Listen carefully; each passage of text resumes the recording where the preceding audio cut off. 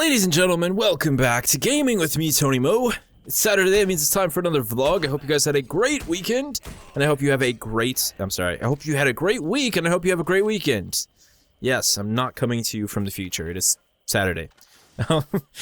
Anyways, ready to get this vlog going. A lot of random stuff I wanted to talk about today. Very much still gonna have a Tom Clancy theme. I know that's kind of been like the thing for the last several weekends, and I apologize, but there's just Tom Clancy games, man, been killing it. Before we get any deeper though, just want to pay my mad respect to Alan Rickman and David Bowie, who both passed away recently.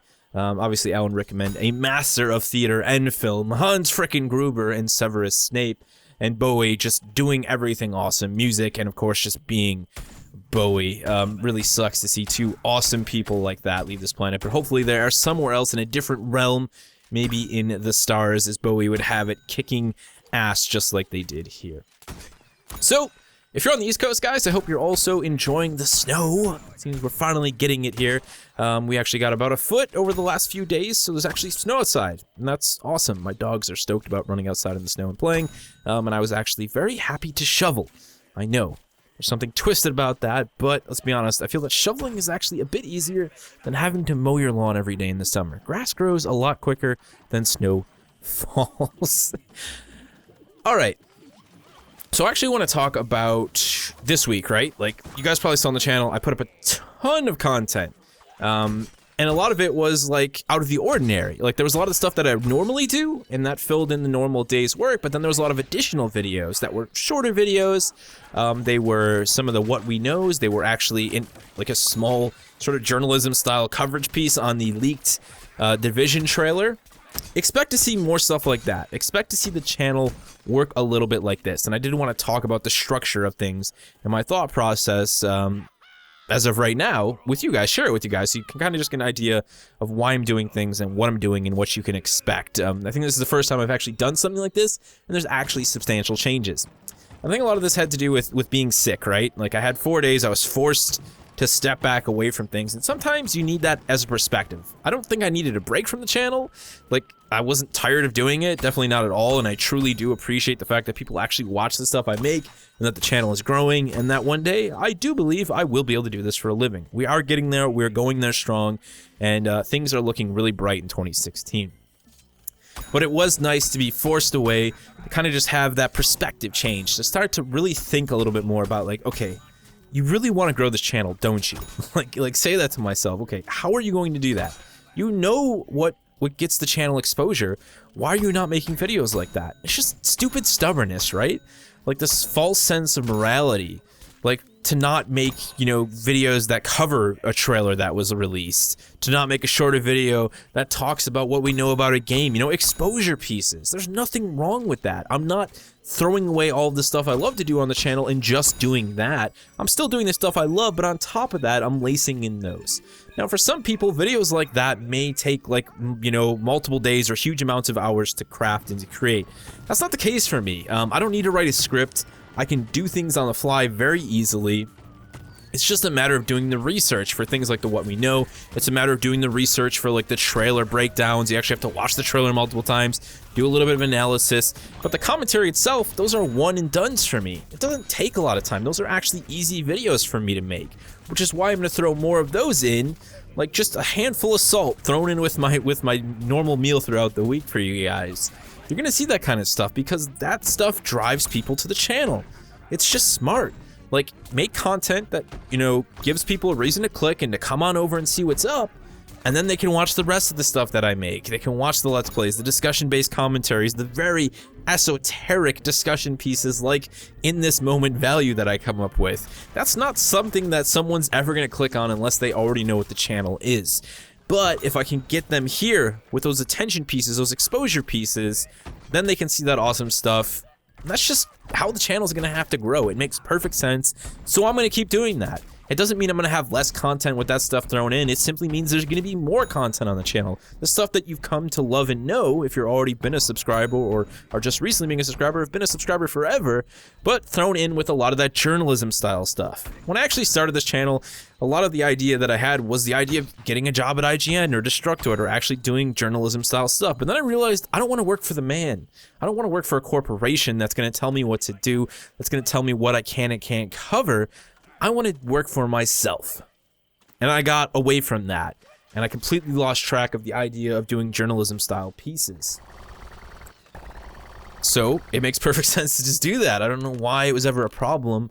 Like, I'm okay with that. And the thing is, I'll never just do some dull, boring, like, news-style coverage like you might see on IGN. No offense to them, that's just how they do it. You know, they do it sort of classic, professional. To me, that's boring. Like, I don't want you to just click on something, listen to me talk for 2 minutes, and then get your information and leave. I want to entertain you. I want there to be value in the commentary that I deliver alongside of that. And that's why if you watch that trailer breakdown, if you watch those What We Knows we did that I did for Homefront: The Revolution and for The Division, they're pretty lengthy. They don't have to be that long, but it's because I'm throwing my commentary twist on that. I'm not just talking about the information cut and dry. I'm throwing in my own thoughts and opinions. I'm being subjective and objective on certain things, and I'm having fun with it because that's the way I want to do it. And I know I've had people come over and say, you could have just got to the point, you know, but I also know that more of you guys appreciate me doing it differently, me putting my own twist on it, and not just being like all of those other outlets, just covering it for the sake of coverage. So expect that moving forward in the future. It really is going to be a good way to grow the channel. And of course, you know, again, I talked about this a couple weeks ago, the formula of making sure that I cover a game more extensively when I decide to cover it.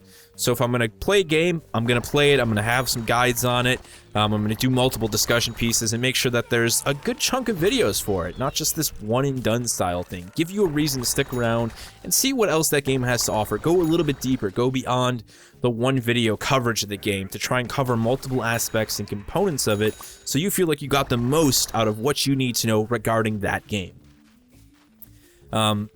Yeah, that's just the way things are going to be. And I've been talking about this like crazy. The next big game really is going to be The Division on the channel. I plan on doing a bunch of guides, doing live commentaries, let's play style stuff, squad play footage, Dark Zone stuff. Like, I know I'm going to enjoy that game because I played it. I can't talk about my time with the alpha. It's so difficult to not just say something.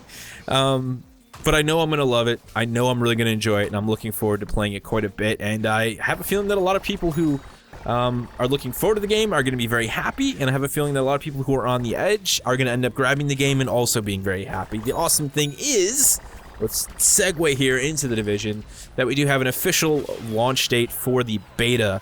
It's going to be starting January 28th on the Xbox One, so it's got a 24-hour start on the Xbox One because they are doing sort of a partnership thing with Microsoft.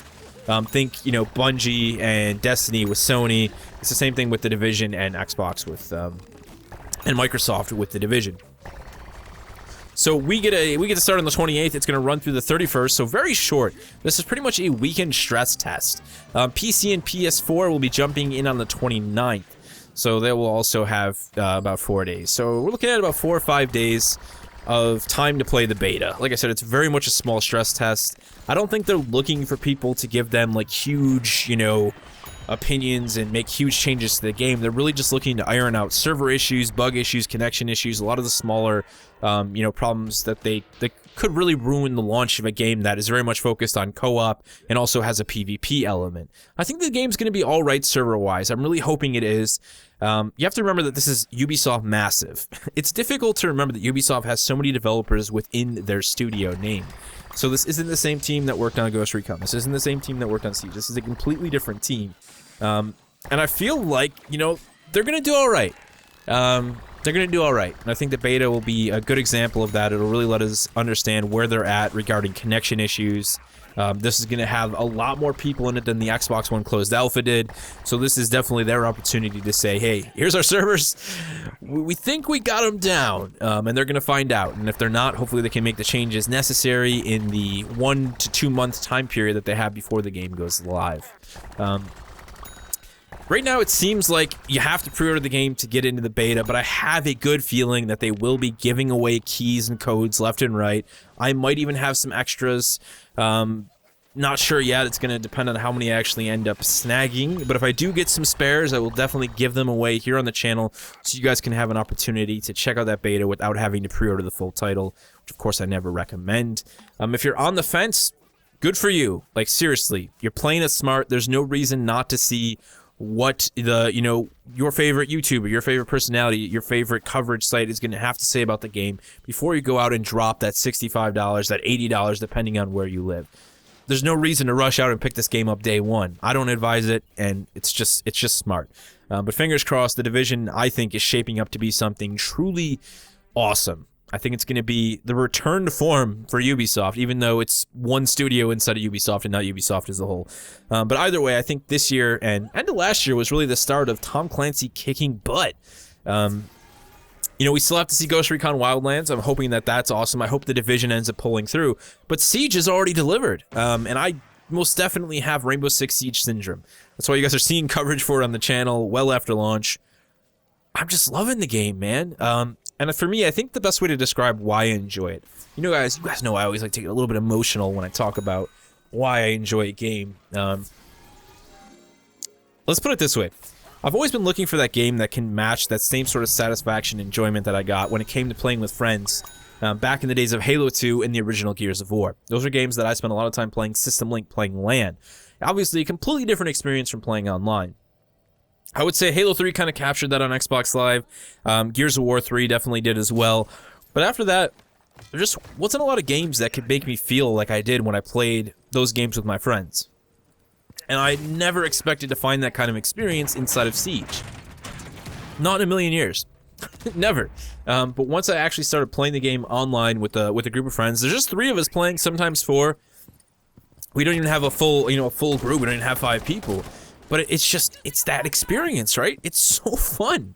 Like, just moment-to-moment adrenaline. And communicating with your friends on the fly. It's a game that, like, forces communication.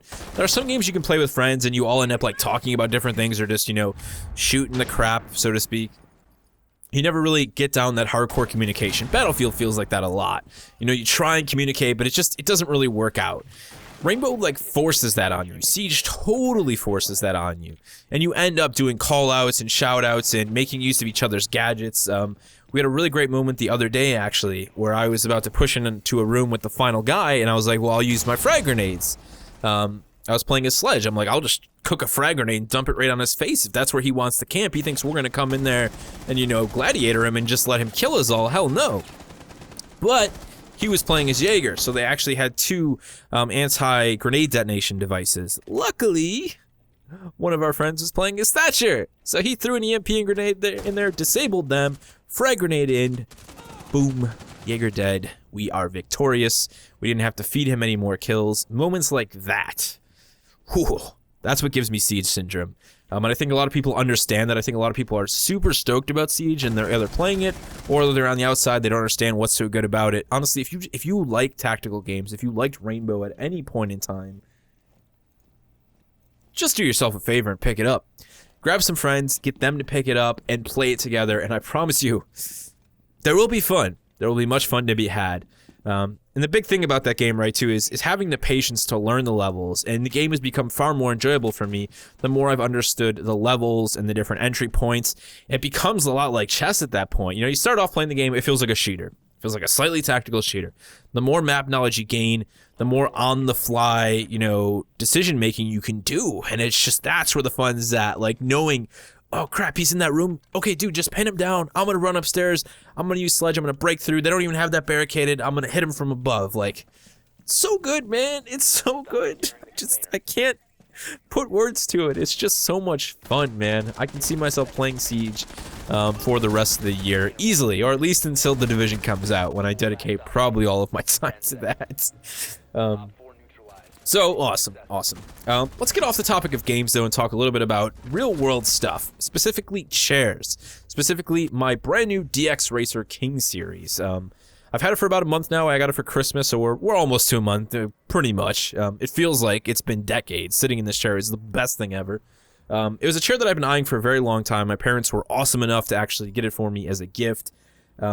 If you sit in a desk multiple hours, extended periods of time throughout the course of a day, whether it be gaming, you know, doing casual stuff, or actually working, you know how important a good chair is. Or you don't yet know how important a good chair is, and you just sit around with back pain wondering why.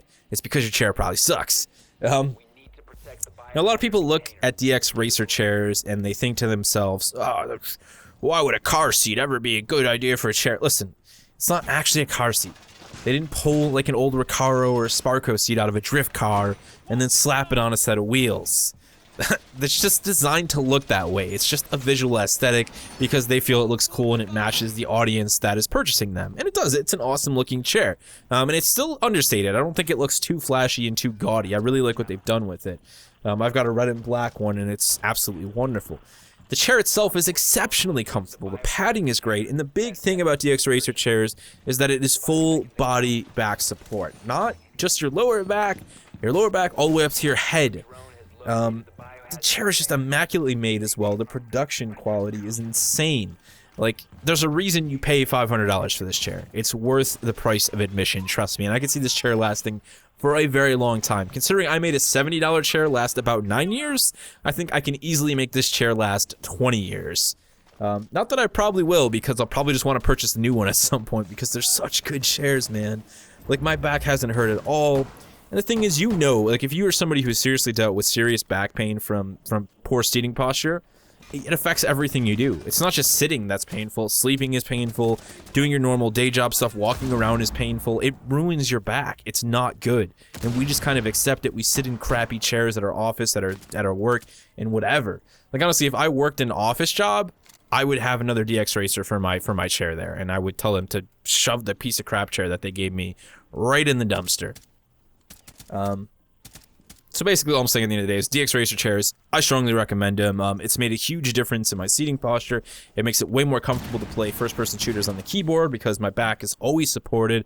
I don't find myself like accidentally hunching forward and not having my back straight up. I can sit against the chair. I can tilt the chair forward if I need to have more forward support. My upper body's always supported. My shoulders are always supported, so you don't get that nasty shoulder burn that you get on a chair that doesn't support your upper back. The chair just kills it. Simple as that. Well worth the price of admission. If you've been looking at them, if you've been wondering, just do a little bit of research. Make sure you get the right size chair. They have different series. They have the Drift, the Formula, I believe it is, and then the King. You got to make sure because they're for different size people, different heights. So just do a little bit of YouTube research on that and make the purchase. Strongly, strongly recommend it. Well worth the price of admission. So that's really it, guys. Let's see. We talked about the division, DXRacer. We talked about the channel. It was a pretty good vlog, full of random bumbling about. The funny thing is, right, that I actually did so many videos this week. I actually recorded the vlog previously, and I had like 3 instances of Audacity opened, and I just must have completely let it slip my mind. I never exported it, and then I just closed out Audacity. So I'm like, today I'm like going to like just drag it into Premiere to edit it with some footage, and I'm like, oh. And I was really actually depressed for a little bit. I sat here like incredibly sad, like, did I really do that? Oh, son of a beep. But that's okay. Build up the energy again, record another vlog, and we're good to go. By the way, the footage you guys are seeing is a smorgasbord of games. There is some Garden Warfare 2 beta gameplay in there. If you're on the Xbox One, you can download that beta and play it all weekend long for free. If you like the Plants vs. Zombies game, the first one, I think they're doing some cool stuff with Garden Warfare 2. I really like the backyard battlefield. It's sort of a like semi-persistent sort of local or online cooperative thing, where you just pick a side and go to town. Like, I actually enjoyed it, even though not all the features are there, a lot more than the PvP stuff. So the beta is well worth checking out if you have an Xbox One, and if you're into that kind of game, you know, why not give it a go before it actually goes live in a month or so, I believe. That's it, though. I hope you guys have a great weekend.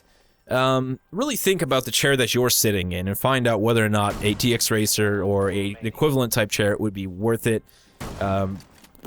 Honestly, it's gonna change your world if you spend a lot of time in a chair. Like, I can't even explain it. Like, I chose this chair over the purchase of a new graphics card, because I just knew how important it was to my comfort throughout the rest of my time, my life editing. I always joke with my parents and I tell them they saved your son's spine, and they really genuinely did. I'm gonna go play some Rainbow Six Siege, enjoy my weekend. I hope you guys do the exact same thing, and I will see you back here on Monday.